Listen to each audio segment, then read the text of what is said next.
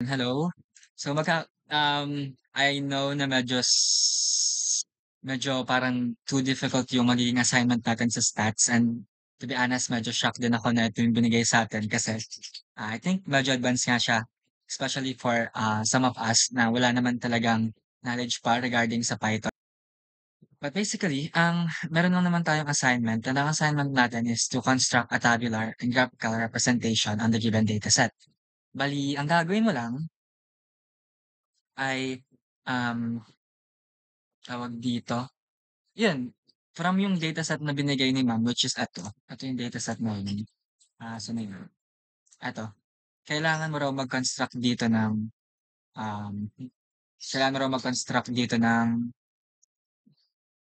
ano ba, gagawa ka dito ng analysis and yun yung kailangan mong i-database, or yun yung kailangan mong i-visualize. Okay, so let's say for example, ano yung mga kailangan natin gawin? Right. Next is we must gather yung materials muna natin. Install yung Python from Anaconda kung, gagamit ka ng sa sarili mong device talaga or you can also use naman yung Google Column para mas tapos na. Kasi nandun na lahat, eh, hindi mo na kailangan mag-import or mag-install pa ng mga packages. Next mong kailangan gawin is kailangan maging analytic ka. Dapat alam mo kung ano yung mga steps para makapag-create ng analysis. And then next is yung matuto ka dapat kung paano mag-pandas. Ah, yun, matuto ka kung paano mag-pandas, ganyan. And then next is dapat matuto kang paano mag-matplotlib or seaborn. Okay, so una muna is dapat punta na tayo dito sa gamitin na natin yung dataset na 'to, bahala na. But punta na tayo dito sa may Google Column. Gumawa lang ako ng Google Column but basically kapag pumunta ka sa Google Column, magkakaroon ka lang naman ng Google Column. Pumunta pala yun sa Drive. Ayan, kapag pumunta ka sa Google Column, ito yung sasalubong sa'yo. So, gusto ko lang naman pumunta dito sa may coding one. Ayan. So, ganyan ang mangyayari. Ngayon, ang lalamanin or this tutorial will just contain the information about how to import yung libraries that we need, how to import yung data, and paano tayo magsasubset, and paano tayo mag-visualize, which is yun lang din naman talaga yung dapat natin malaman. But first, I want to introduce you kung paano gumagana yung Google Column or yung Jupyter Notebook. Kasi ito yung pinapapasa ni ma'am. Yung present niya doon, yun ay Jupyter Notebook. Pero same lang naman sila ng extension na IPYNB. Python Notebook lang din naman. So, kung dito ka gumawa para hindi mo na kailangang mag-install ng Python, hindi mo na kailangang mag-install ng Pandas and yung iba pang libraries, puwede naman. Basta mapapansin mo lang dito na meron kang, eto, halimbawa code and then text. Kapag nag-click ako dito ng code, ito yung mga time na kaya natin mag-code. So, halimbawa, puwede akong mag-for loop, 5, rin, ano, ayan, gagana siya diyan, 0, 1, 2, 3, 4. Tapos kapagka ang klinik ko naman is yung text, ito yung markdown. Dito ka puwedeng makapag-do or makapag-write ng mga things ng hindi coding. So, halimbawa, I want to make this a title, my title. And kapag ganyan mo, ayan. So, mapapansin mo na this is very useful kasi sa assignment natin, may times pa na kailangan natin i-explain yung tabular data. So, halimbawa, meron tayong table dito, table 1. Ta's puwede kang mag-explain, sasabihin mo, ay sorry naka-ano pala siya, naka-code. Gusto natin text. So, puwede natin halimbawa meron kang table 1, ta's gusto mong sabihin, table 1 contains the amount, the number of ganyan, ganyan, the number of ganyan, ganyan, which, tells how many is ganyan, ganyan, right? Ayan. So, ibig sabihin kapagka merong markdown and meron ding code, kaya nating makapag-create ng graphical, tabular, and ng textual representation din ng data natin. So, hindi na siya bad, hindi na siya masama. So let's start na with the thing here, kung paano natin gagawin. So basta ang flow lang nito is dapat matuto tayo kung paano gumamit ng mga libraries na kailangan natin, yung diniscuss ko kanina, yung Pandas, Matplotlib, and Seaborn, and kung paano mag-subset ng rows, and paano mag-visualize ng dataset. Okay. So first is yung import ng library. So di kailangan natin ng tool. And then, ano-ano ba yung mga libraries na kailangan natin? Katulad nung inaral natin about Java, 'di ba sa may Java nag-aano tayo, import java.util.scanner para magamit natin yung scanner na class. Pero sa may Python, imbes na ganyan yung gagawin natin, ang gagawin natin is mag-import tayo ng libraries gaya ng Pandas. Mag-import tayo ng libraries. Ito, makikita mo dito na nilalagyan siya ng PD. Ginagawa yan para hindi mo na kailangang isulat yung pandas every time na iko-call mo yung mga functions inside sa pandas. So, pwede ka rin naman mag-ano, import din ng matplotlib.pyplot as PLT. This is necessary for you to do visualization. And meron din dito na dapat mag-import ka ng Seaborn. Yung Seaborn, parang mas magandang Matplotlib lang siya, pero it is integrated kasi sa Matplotlib. Kaya dapat, kahit imported na yung Seaborn, naka-import pa rin yung Matplotlib. So, yan. Kapag ka na-import mo na yan, i-ship enter mo lang. Ship enter pala yung pag-run. Ayan. So, mag-run yan. So, nakapag-import ka na ng libraries, check na tayo dyan. Ngayon, how to import yung data natin? Ang kailangan natin gawin para ma-import yung data is to download. Ida-download natin 'to dito. Ito ay na-download ko na. So, kapag na-download mo na 'yun halimbawa, um, nandito na siya sa may download mo, ilalagay mo lang siya ulit by clicking here. So, pupunta ka dito sa may downloads and pipindutin mo lang 'to para malagay siya diyan, para gumana siya. Ayan, kapagka, nandito na siya sa may Google Colab natin, puwede mo na 'yun i-import or ilagay sa, magiging analysis natin or sa magiging notebook natin. How do you do that? To be able to do that, you just have to use yung, read CSV na function from Pandas. But first, kailangan mo muna ng variable na magho-hold ng tabular data mo na 'yun, yung ito ba, para malagay siya dito sa may ano natin, kailangan mo ng mag-hold. So, paano yon? Let's see.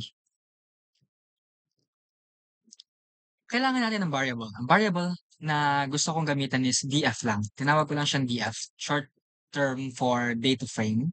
And para ma-call natin yon, kailangan natin tawagan yung CSV or yung read underscore CSV.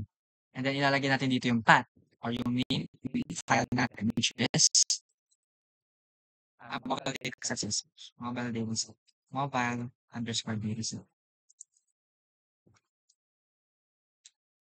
Let's see. Ayan, nagkaroon tayo ng problem dito. Minsan talaga ganito, minsan kahit ito lang sapat na. But nung sinearch ko 'to dito, lumabas naman na kailangan pala nating gawin is i-type lang 'to sa loob para gumana siya. So, punta tayo dito. Ayan, so gumana na. Ngayon, pwede mo nang i-print yung DF mo. Paano mo ipi-print yan? Print DF. Yan. So, ito yung lahat ng dataset mo. Ba't ang dami, di ba? Ang dami. Pero pwede mo siyang mapaikli by calling. Isipin mo na ito ay object. Diba? Magiging object siya. And itong object na to, magkakaroon siya ng mga method. And isa sa mga method niya is head.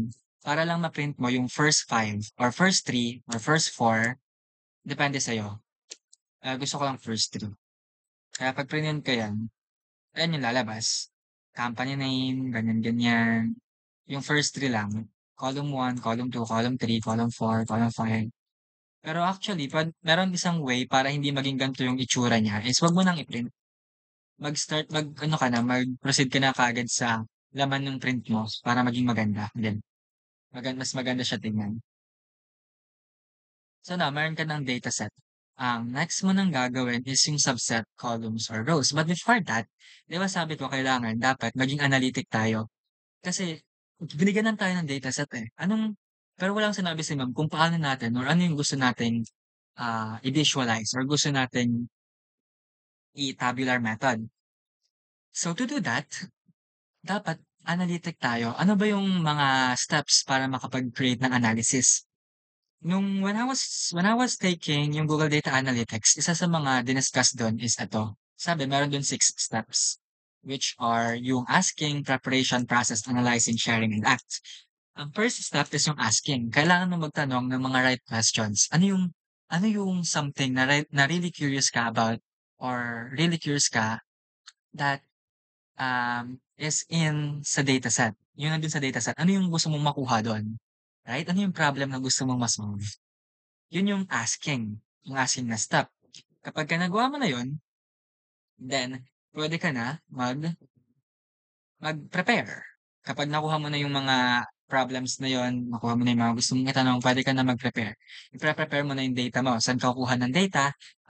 Tama ba yung data mo? Ganyan. Updated ba yung data mo? Kapag na-prepare mo na yung data mo, puwede kang mag-proceed na sa processing. Ang processing simply is just, cleaning yung data mo. Halimbawa, itong data natin sa column, actually sobrang dumi nito kasi hindi siya yung parang yung pagka-name nung columns niya is sobrang dumi. Like halimbawa, eto, screen size. Pwede mo pa siyang linisin by alisin yung inches. Pwede mo siya gawin lang na 6.1, ganyan. So yun, medyo mahirap nga siya. Aha. So hindi na rin siya maka-calculate talaga. Pero yun, mapapansin mo dun na ayun. So, magkakaroon pa ng linas. The thing kasi is, hindi ko na gusto pang ituro kung paano mag-process ng data. Kasi sobrang haba nun. Kumbaga, isang buong session talaga yon. Anyway,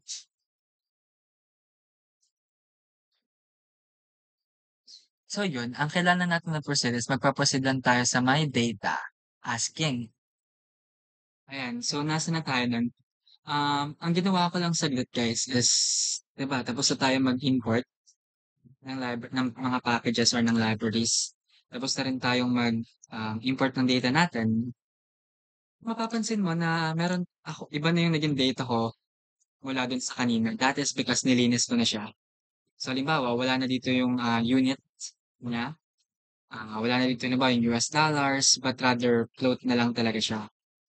So, yun lang, ginawa ko lang yan. Nilinis ko lang siya para kaya ko siyang analyze. Now, I am thinking if I should share sa inyo yung source code ng paglilinis dun. Madali lang naman yung paglilinis dun. Kasi kapag shinare ko, baka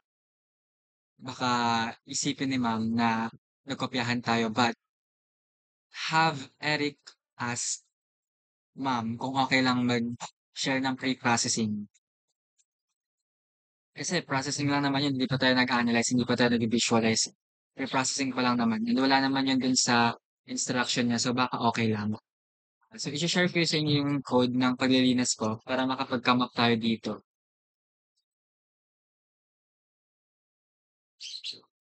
And yun, kapag pwede, then i-share ko sa inyo. Okay. So, ang next na gagawin natin is, 'di ba nga, sabi ko kanina that we should know how to be analytic or dapat alam natin kung ano yung ah, steps ng analysis. Isa sa mga step, 'di ba, na sinabi ko is dapat um, we know how to ask questions. So, according naman din dun sa may assignment natin, sabi it's up to us na daw kung anong analysis ang ilalagay natin dito sa assignment natin. So, nakadepende na yun sa question na i-ask natin. What if ang gusto mo is how many,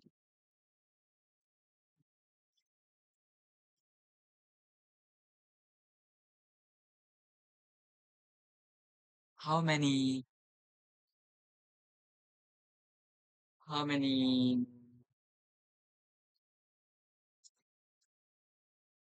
how many apple poms?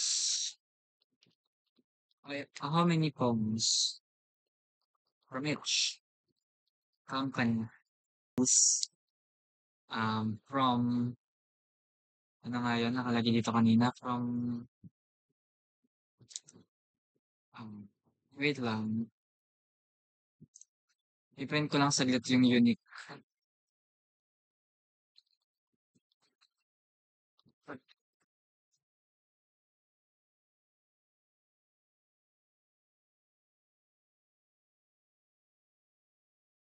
Ayan, so from 2020, 2017, 2014 to 2025, how many phones from each company were released from 2016 to 2025?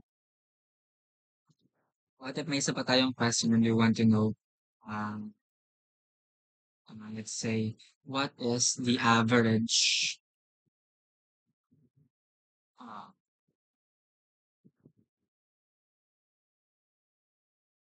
what is the average RAM?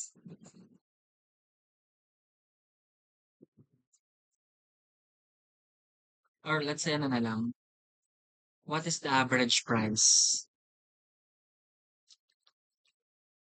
Average price of, let's say, like Nokia phones, or let's say, Oppo phones during 2020. So yan, ito yung mga analysis na pwede natin itanong. Again, sa assignments nyo, pwede naman, pwede naman maging iba dito. Ito yung pinaka-basic lang. So yan. So ito yung asking questions.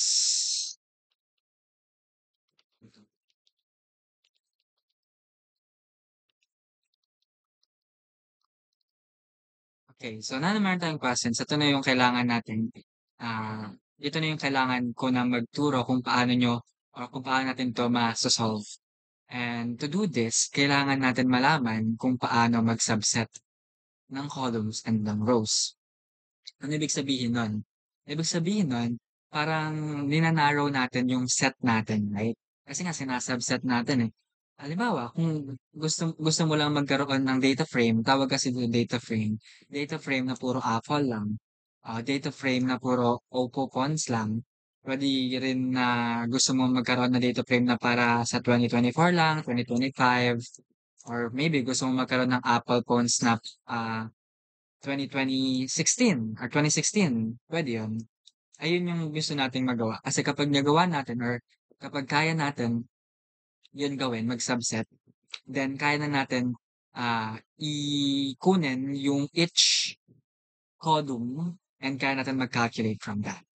So, first, kailangan ko munang ituro kung paano ba natin kinukuha yung each column natin. Paano ba yun? Paano ba natin yung ginagawa? Like, tinan nyo, itong ginawa ko dito. Wag natin yun. Um, para makuha natin halimbawa itong company name lang na list, pwede mong gawin is parang array. Isipin mo to as array. And ito yung mga index niya. So, pwede mong gawin, di ba, ang name ng data frame natin is df. So, pwede mong gawin ay df, tapos yung index or yung column name, which is company name. Company name. And then kapag sinit-enter ko to, lalabas dito yung mga yan. So, ibig sabihin, ito yung mga company name, ganyan. So, ganyan tayo mag-column. Now, kapag interesado ka kung paano naman, ay, wag muna. Basta ganyan ah, mag, dito mag-subset. And I think pwede ka rin mag-ganito. Ayan. So, ito yung ginawa ko. Kapag naman gusto mo mag-subset or gusto mong kumuha ng dalawang columns or ng three columns, ang gagawin mo, yung index mo dapat, laman niya is list ulit. Tapos, dito na nakalagay yung mga name ng columns na gusto mong kunan. So, halimbawa, gusto mong company name. And then, comma, let's say, gusto ko namang kunan ay yung RAM. RAM nung ano na yun or yung model na lang. Ay hindi, RAM na lang RAM. Ayan, lalabas siya. Bale nung isa yung eto, yung observation zero, ang phone na yun ay Apple and then ang RAM na ni-release nun is 6.0 lang. So gano'n. So gano'n mag-subset. Bale kapagka kaya mo na mag-subset ng mga column, kaya mo na rin mag-calculate. So halimbawa, if you want to just get the total of RAM na column, puwede mong gawin ganito, df tapos RAM times dot tapos, puwede kang maglagay ng sum and then lalabas yun, ayan. So nagkaroon ka ng sum and ito yung sum mo na yun, 8848 lahat-lahat. So bakit gano'n? NumPy float pala siya. Okey. Basta ganyan siya. Basta maging 8848 yung sum. So ang sinasabi ko lang is that you can, calculate na kapag nakakuha ka na ng column. So halimbawa, if gusto mo naman kunin yung average na 'to, itong US dollars, itong lunch price USA. Gusto mong kunin yung average mo. Puwedeng-puwede mo yung gawin by doing this, df, tapos lunch, price USA, price USA, tapos that sum. So, kukunin mo yun ta's idi-divide mo lang siya dun sa may length or yung size ng data frame mo. So, tingnan natin kung gagana. Sana gumana. Ayun, so gumana. Bale ang average nun is 625.51, ito yung 0.52. So yun lang, bale kapag marunong ka na mag-subset, kayang-kaya mo ng mag-calculate. So kaya mo na mag-analysis. So ganun mag-subset ng columns, right? Ngayon, paano mo naman gagawin yung, gusto mo na yung data frame mo lang naglalaman lang Apple? That's really simple lang din naman. Ah, I think, you can also do ayan, para masagot natin din 'tong question na 'to. How many phones from which company were released from 2016 to 2025 para masagot mo din. So, to do that, ang kailangan mong gawin is that mag-create ka ng boolean. Ang thing kasi, etong bawat column na 'to ay tinatawag na array, right? Kapag nagko-compare ka ng array, one by one yung kino-compare. Like halimbawa, ganito, kapagka kumuha tayo ng let's create a boolean, apple bool is equals to df, tapos yung company name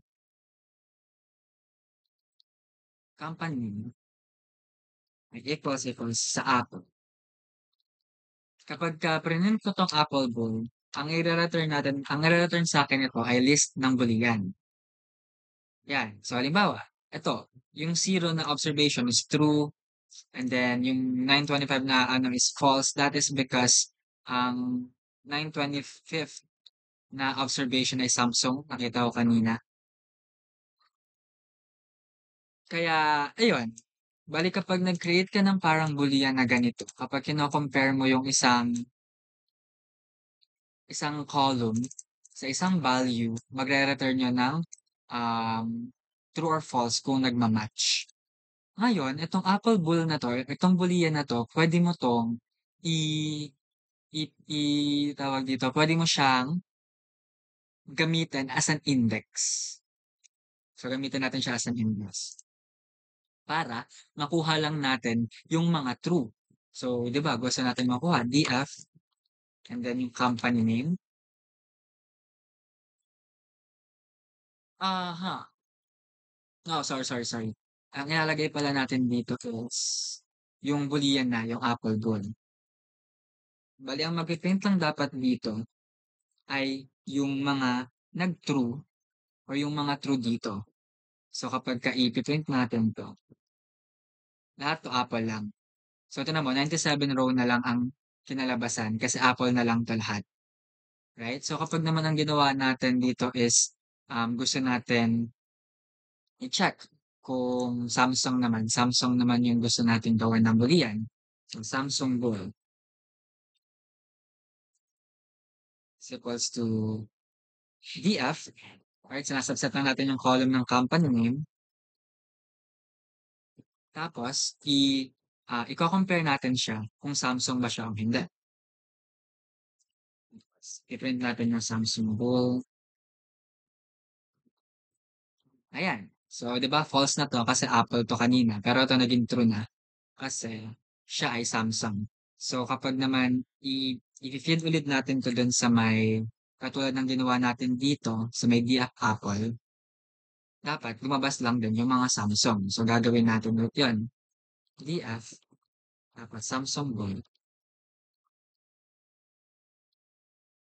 Ayan, mga Samsung lang lalabas. Ngayon, kapag naman gusto mong mag-ano, let's say, mag-substitute lang, mag-substitute lang,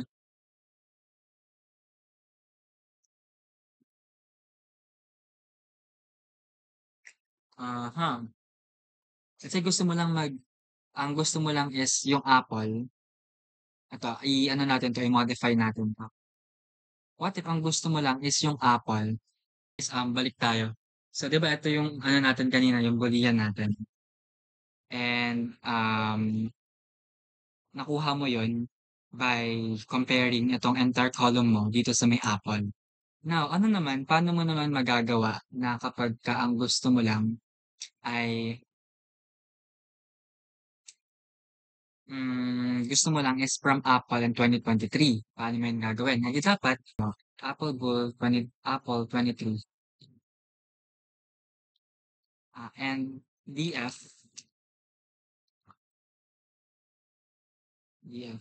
launch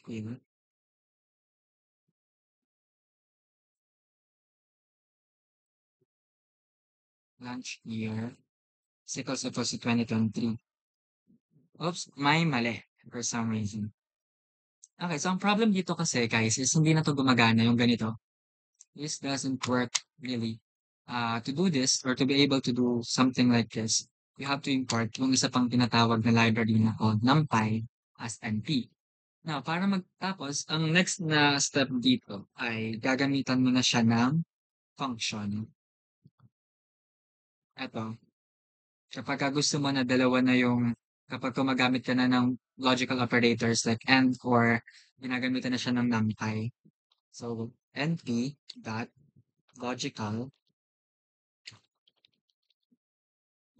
end, tapos i-enclose mo lang sila sa parenthesis. And then, imbis na end, ikakama mo na lang. Tignan natin kung gagana siya.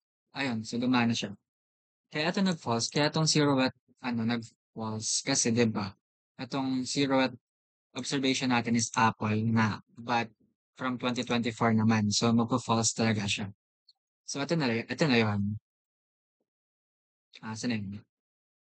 Ito na yun. Ngayon, pwede na natin i i i-feed 'to dito sa may data frame natin para makuha lang natin yung mga Apple in 2023. So Apple tool, Apple 23 po. So ito lang yun, Apple, ilan lang yung columns niya, walang sinunod. But anyway, ito lang yung mga 2023 na na-release nun, ayan lang. So yun.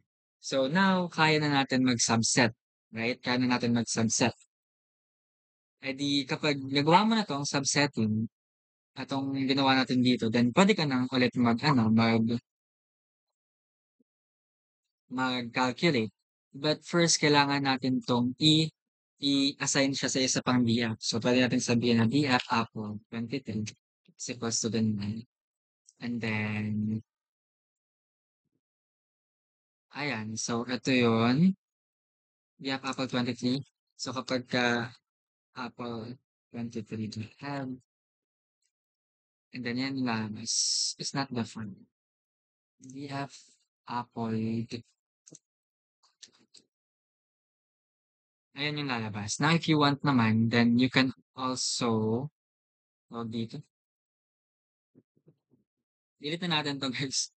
This is ay hindi, wag na. Eto na lang, puwede ka na ulit mag-subset dito. Halimbawa, gusto mong kunin yung ano, tapos gusto mong kunin yung summation nung RAM, then puwedeng-puwede mo, isa-sum mo. Wait lang, ay naka-heads na. Ayan, so 80 yung total sum niyo. So gano'n ang mangyayari. So ngayon, I think yung explanation ko sa may tawag dito, sa may, subsetting is still not that good. But, yun lang kapagka gusto niyo ng mas in-depth pa, I think lagi meron namang Datacamp and meron din namang YouTube na puwedeng pagpuntahan if ever. So, okey. So next lang, delete ko lang 'to. Kasi sasagutan na natin yung gusto natin, i-analyze, 'di ba? Ta's gusto natin i-visualize. Since marunong na naman tayo mag-subset. So gusto natin malaman how many phones from each company were released from 2016 to 2025. Now that's really easy lang to do this kasi pwede kang mag-subset. Like paano ka magsa-subset dito? Halimbawa gusto mong kunin yung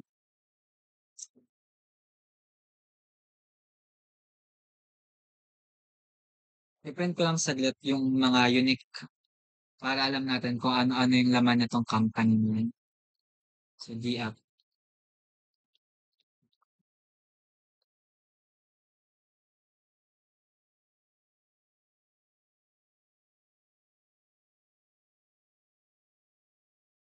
So ito marami oh no!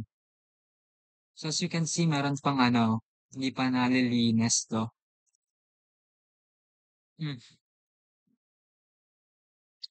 So dapat pala nilo-lower pa natin siya.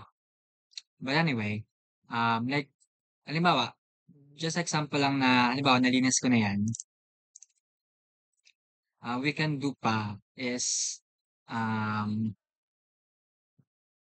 ika-count lang natin kung ilan yung appearances ng Apple, ay ilan yung appearances ng Samsung, ng OnePlus, ng Vivo, yun ika-count lang natin. Pero how can we do that? So puwede mong gawin halimbawa, puwede mong gawin is DF tapos Apple, hindi DF company name, company name is equals to Apple.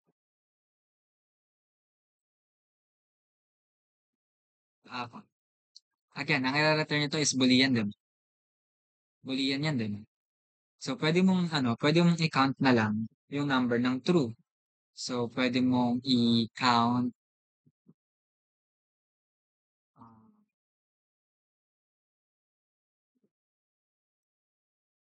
okey. So, 'di ba puwede nating gawin yung ganito, Apple Brew.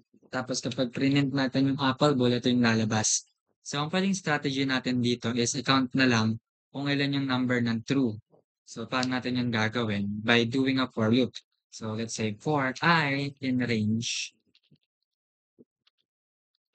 ng length ng Apple Bowl,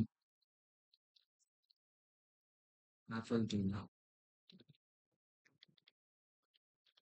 if I kasi uh-huh, if Apple Bowl I is equals to true, then i-update mo yung count mo. Dapat pala meron tayong count variable dito punta. So count is equals to 0, Apple count.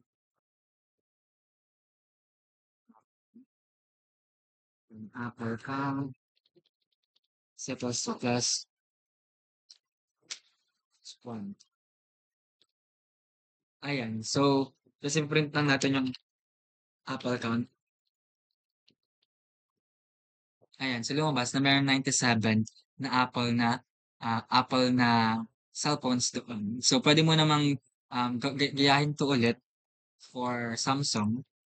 kung trip mo. Actually, pwede mo siyang i-for loop din, pero para mas madali na lang, sige, copy paste na lang mo. Samsung, tapos Samsung King, Samsung Bull, Samsung Kang, or Iron Range, and Samsung Bull. Um, Samsung, Samsung Bull, Samsung. Ayan, so titingnan kung ilang Samsung meron. 88. So yun, 'di ba? Di kapag ka nagawa mo na 'to, then kaya mo nang i-visualize na merong 97, ta's merong 88 na, cellphones from 2016 to 2014 to 2025, right? So puwede mo yung gawin. And then pero meron, so kapag ka nagawa mo na yun, you can actually ask Gemini for that. So halimbawa, puwede mong sabihin na, "Hello, I have, uh, table with column 1.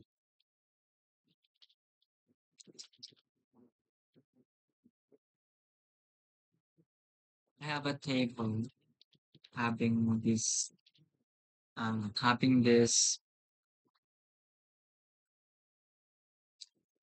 data." So puwede mong ilagay na Apple is equal to 97, then puwede mong ilagay Samsung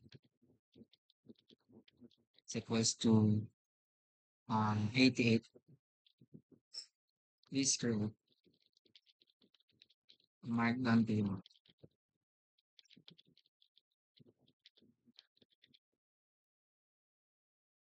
So ito gagawin niya, bale puwede mong gawin din yun yata I believe. So, puwede mo lang i-ask yun, ba yun des na magkakaroon ka na ng table, right? So gawin mo lang 'to for all the, brands here, and then magkakaroon ka na ng table. Okay. Pero kasi ang sabi ni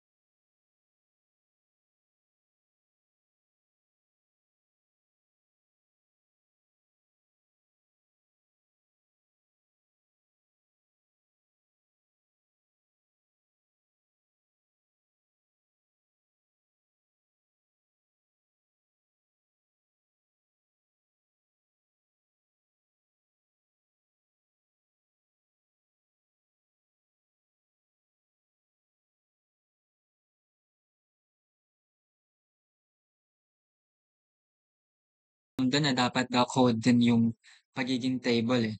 So puwede natin gawin is mag-create tayo ng CSV. Baka puwede kang pumunta sa may ano mo, sa may Excel file mo, then mag-create ka ng CSV with this, and then i-read mo lang ulit yung CSV mo using PDF-read CSV. Or if you are more, hard worker, then puwede mo namang i-hard code talaga siya. So halimbawa, count DF, puwede mo siyang gawing, um, puwede mo siyang gawing data frame mismo. So magkakaroon ka ng brand na ano, brand brand na column, and ang name niya ay ang meron siya is Apple, tapos Samsung,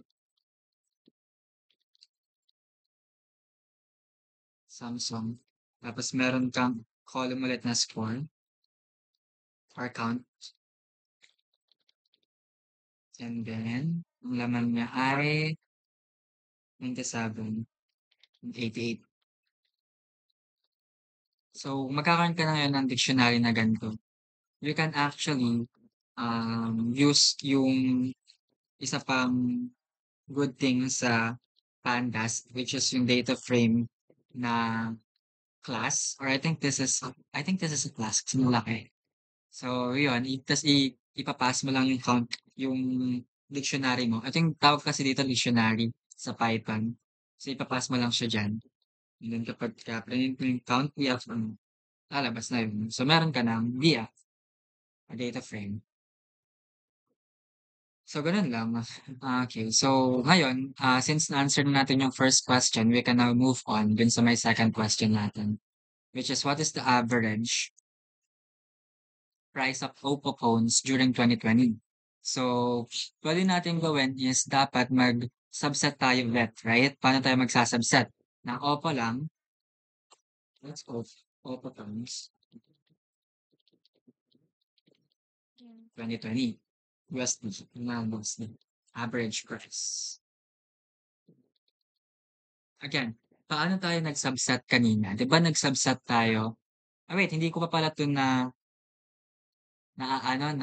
tawag dito, navi-visualize. Mamaya na lang after nito, after natin mag-answer din dito. So, paano ba natin 'to gagawin? 'Di ba magsa-subset tayo ng Boolean or gagawa tayo ng Boolean. So, Oppo 2020, Oppo 20 is equals to, NumPy. So, import ulit tayo ng NumPy as NP. And then, np.logical and tapos ang laman nito ay yung subset lang natin ng df, which is yung company name. Tapos gusto natin na ito ay equals Oppo. And then, come on. And then, yung df launch year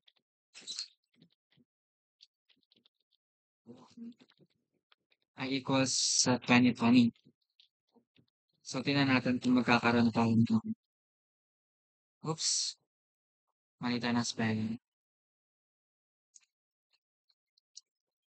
Ayan, so magkakaroon ng false, false, false, false, false, false, false. Oh no, baka walang ano, baka walang Oppo sa 2020. Try natin.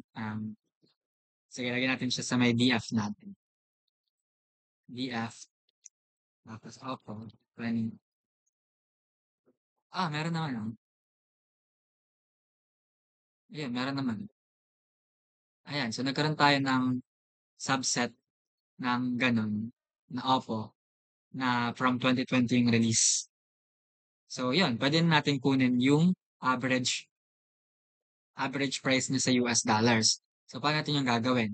First is, 'di ba, nagkaroon tayo ng bagong data frame. Dapat itong data frame na 'to is ipa-pass natin sa another data frame or yung variable na maglalaman ng Oppo na 2020. So, pwede mong ilagay Oppo 2020, Oppo 20 DF. So, kaso DF, Oppo 20. And then, ayan, magkakaroon tayo ng data frame. May data frame na tayo. And then, mula doon sa may data frame na 'to, pwede natin siyang i-print ulit para lang makita ng lahat na kung ano yung laman niya. Ito yung laman niya. Di ba interested tayo sa may US dollars. So, pwede nating i-subset ulit yon gamit yung Oppo 20 tapos DF tapos US dollars. At ang launch price USA. Copy ko na lang. So, gusto mo kunin yung sum, right? So, ito yung sum niya. Tapos, gusto mo rin na i-divide itong sum na to. So, let's say sum. So, gusto ganyan. Gusto mong i-divide yung sum na yan sa magiging average or dun sa may size. So, pwede mong ilagay size equals to length ng Oppo 20 DEF. And then, next mo na is i-divide mo lang yung sum sa size. Sum sa average equals to sum divided by sense.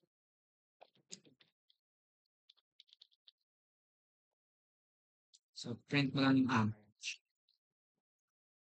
So, ating average.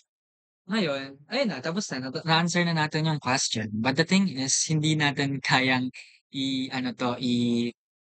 what do you call this? Um, tawag dito, i-visualize. Kasi isa lang naman siya eh.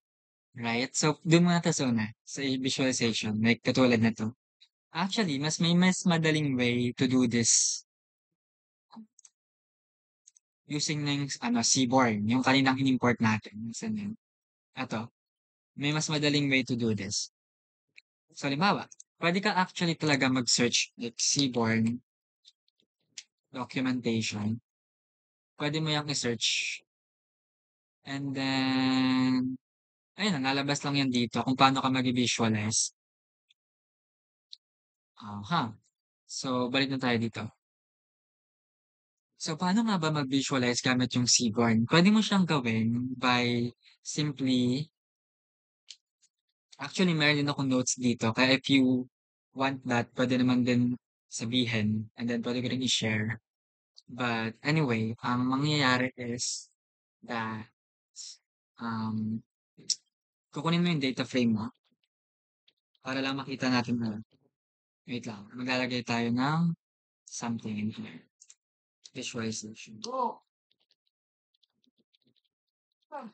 Visualization. Tapos kunin lang natin yung hand or yung para makita lang natin ulit. Apple. Ayan. Ang visualization sa Seaborn, eh, very madali lang naman talaga. Pwede kang halimbawa, mag-count.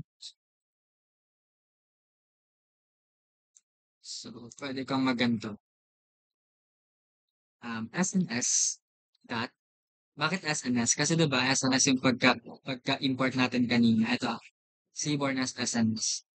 So, to do that, SNS dot count dot. Tapos, ang laman nito ay yung, ang laman nito ay, ano dapat? Itong data. Ano kayong laman ng data? Ano yung data frame? Tapos, ano yung ah, X? 'Di ba? Count plot lang naman, hindi natin kailangan ng X and Y axis. Isang axis lang kailangan natin. So, ang X natin dito ay yung company name.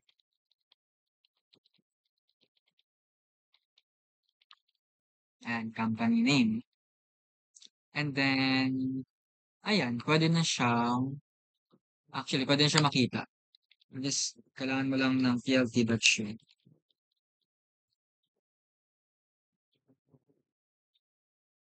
Tapos lalabas siya din. Yan. Bali, ito yun. Pangit lang yung ano. Pero basta ito yung count nun. Ang pinakamarami pala ito.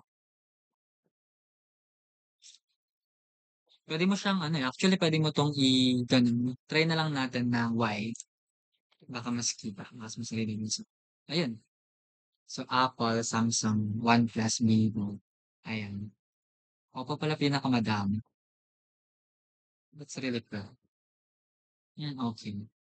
Ito mali ito eh. Dapat magkasama yun. But anyway, ayan. So, yun. Nakapag ano ka na. Nakapag, actually, pwede mo pang gawin yung ano, pwede mo pang ilagay yung lunch year para lang mas makita mo yung pagkakaiba na yun. Lunch year. Ayan. Meron ng year. Pero ang pangit na tignan kasi sobrang liit. Basta ganyan yun. Pwede natin, since hindi naman tayo interested sa bawat year. Ayan. Kahit ito na lang. Ayan. Ano pa ba? Ha. So, i-visualize na natin to. So, ganun lang. Actually, pwede kayong maghanap sa kung paano mag-visualize sa SNS. Madali lang siya. Punta na lang kayo sa may Seaborn. Tapos pwede rin kayong pumunta sa database catalog kung paano kung ano yung right visualization sa data natin. Pwede kayong mag-play lang dito. And then yun, ta's puwede natin 'tong gawin. Like, ayan, meron kasi tayong average na 292. What if lang, halimbawa gusto ko lang magkaroon ng average then for, sa may Pakistan, puwede ko rin gawin ay ganito. So, kukunin ko yung sa may Pakistan naman, Pakistan, and then puwede ko rin pagsamahin na natin. S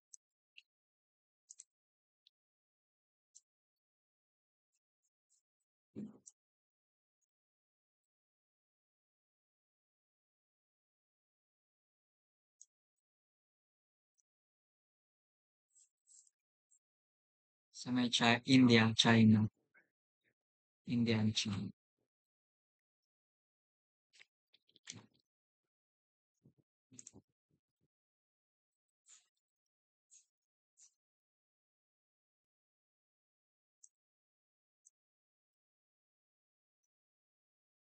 Tas may China.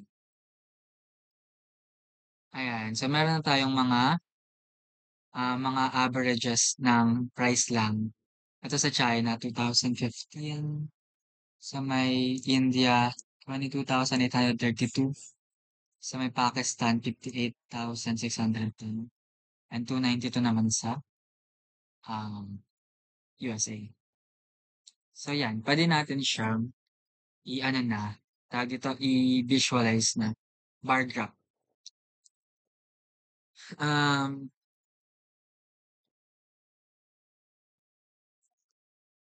how to do this actually? May mas better way to do this.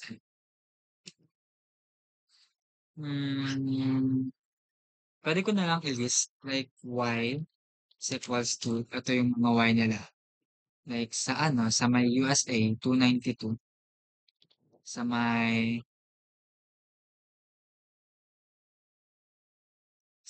Pakistan 586, 58,610.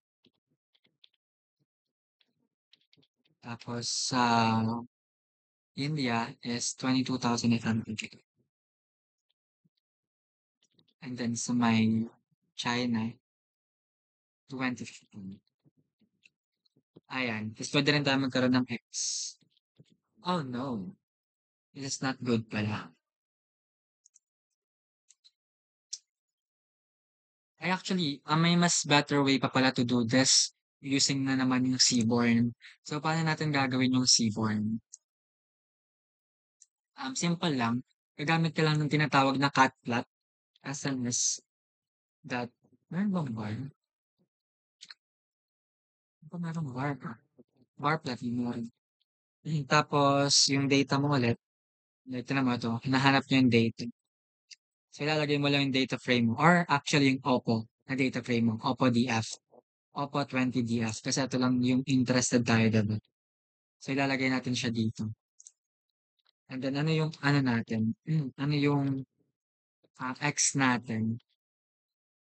Ang X natin is yung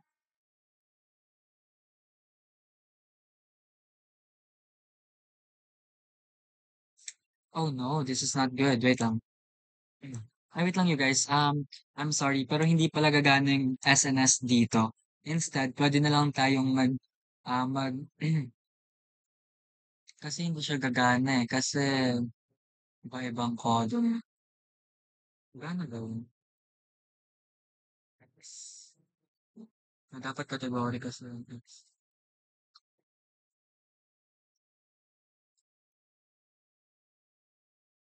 Hmm, kaya hindi nga siya gagana. We can do instead yung katulad ng ginagawa ko kanina, yung ganito na lang, X and Y. Ta's puwede tayo maglagay ng ano na lang, USA. Ano ba yung sunod dun? Pakistan, India, tapos China. Bale at least alam natin na puwede kang mag-work with Seaborn, puwede ka ring mag-work with, Matplotlib. Kasi yung Matplotlib, it is also for the visualization. So, puwede kang mag-search dito ng ano, Matplotlib. So, yun, tulad nito. Ito 'di ba magkakaroon ka ng categories which is yung X natin and magkakaroon ka ng values which is yung Y. Ito lang daw yun, plt.bar, ganito lang. And then maglalagay ka lang ng title and then ng label and then ng bag and then isho-show mo lang. So, copy. Bale plt.bar, ang categories natin ay hindi categories but rather X and Y. What if gusto ko gawin kong yellow? Ano, and then plt, the title, average price in 22 per canto. Tapos ito lang categories values, puwede na yun. And then try lang natin. Ayun, so gumana siya. So makikita niyo na mas pinakamataas yung values na binabayaran ng Pakistan more than USA, India, and China. So yun, nakapag-create na tayo ng visualization. Hmm. So yun lang naman. Um, Tawag dito, so yun nga, bale ang kailangan mo lang talagang malaman ay kung paano mag-ask ng right questions, kung paano mag-import ng libraries, paano mag-import ng data, paano mag-subset. Kasi once you know how to subset, puwede ka ng mag-calculate and visualize. And yung visualize naman is puwede kang mag-ChatGPT na lang, sabihin mo, "I have this data, I have this, data frame. How can I, visualize this in Seaborn using bar plot? How can I visualize this using count plot?" Ganyan, ganyan. So, madali na lang siya. And then, ayun lang naman.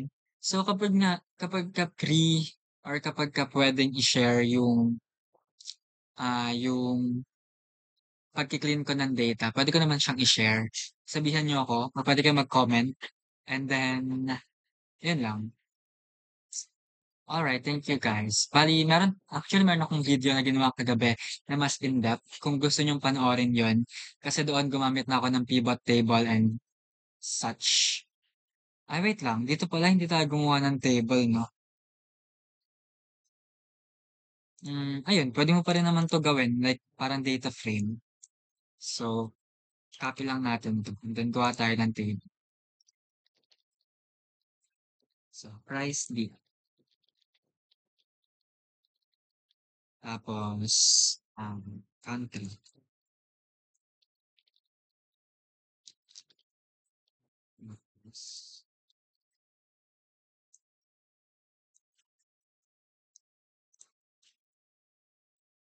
Tapos, price, average. Tapos, kunin mo 'to, ganyan. Tapos gagawin mo lang siyang data frame mo lang gamit yung pandas. Nga pala kapag na-import mo na, once na-import mo na kasi yung mga bagay sa taas, hindi mo na kailangan pang, paulit-ulit na i-import kasi kaya niyang alalahanin. So, ilalagay lang natin yung price, and then tignan natin kung mali. Ayan, so meron ka ng gano'n. So, meron ka ng data. Ay, meron ka ng tabular data. Tapos kapag naman gusto mong halimbawa, gusto mo um, gusto mong magkaroon ng textual representation, then pwede mong sabihin, table 1 represents it's the average price,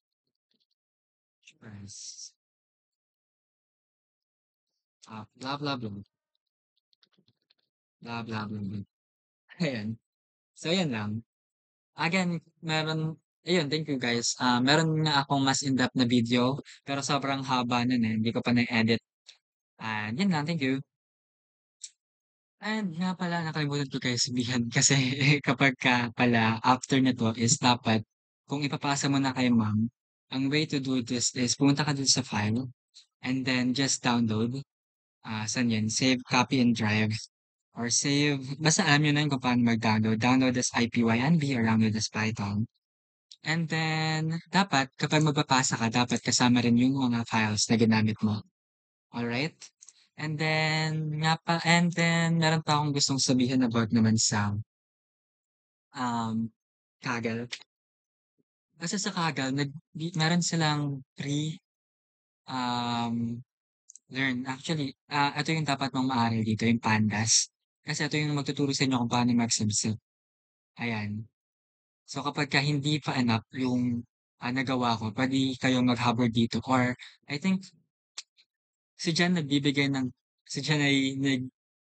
o-offer ng scholarship sa Datacam. So baka puwede kayong mag-ask sa kanya and then learn doon.